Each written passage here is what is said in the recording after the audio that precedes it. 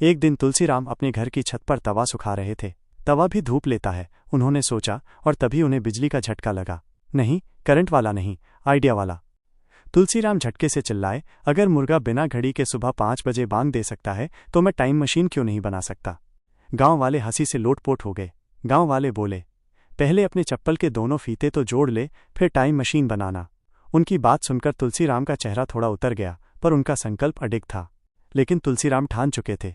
उन्होंने अपनी पुरानी चीज़ों का ढेर इकट्ठा किया, एक पुराना प्रेस, टूटी हुई मिक्सी, छाते की छड़ और भैंस की घंटी। इन सबको जोड़कर उन्होंने एक अजीबोगरीब मशीन बना दी, जिसका नाम रखा टाइम मशीन।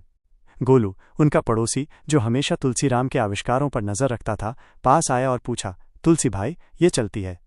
तुलसीराम ने सीना फुलाकर कहा, बिल्कुल, अभी तुझे अकबर के ज़माने में ले चलता हूँ। गोलू थोड़ा डरते हुए हिचकिचाता हुआ मशीन में बैठ गया। तुलसीराम ने फिर मशीन में कुछ नींबू मिर्च ठोके, जैसे किसी बुरी नज़र से बचाने के लिए, और जोर से घंटी बजाई। टन। मशीन धुएं के साथ चली और दोनों पलक झपकते ही पहुंचे एक कूड़े के ढेर पर।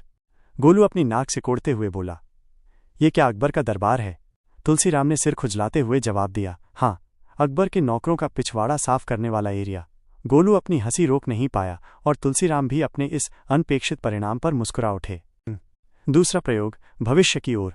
अब तुलसीराम खुद मशीन में बैठे, आत्मविश्वास से भरे हुए बोले, चलो 2050 में चलते हैं।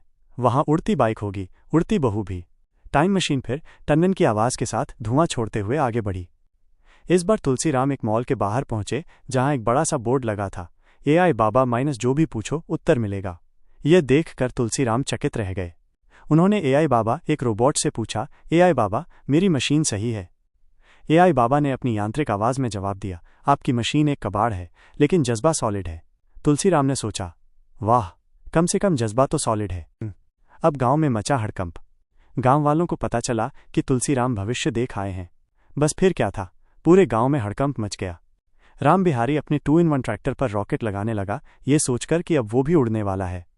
फूलचंद, जो अपनी शादी को लेकर हमेशा चिंतित रहता था, तुलसीराम के पास आकर बोला, भविष्य में मेरी शादी हुई कि नहीं? और सोमवती काकी ने तो सारी हदें पार कर दी। उन्होंने पूछा, 2050 में भी मैं सौंदर्य प्रतियोगिता जीत रही हूं ना? तुलसीराम सबको आश्वासन देने लगे, तू तो अमेरिका में मंत्री है, तू चांद पर दूध बेच रहा है, और काकी, आप तो मिस यूनिवर्स बन गई हैं। उनके इन काल्पनिक आश्वासनों से गांव वाले फूले नहीं समा रहे थे। फिर आया असली ट्विस्ट। गांव का स्कूल इंस्पेक्टर आया, जो अपने सख्त मिजाज के लिए जाना जाता था। उसने तुलसीराम की टाइम मशीन के बारे में सुना था।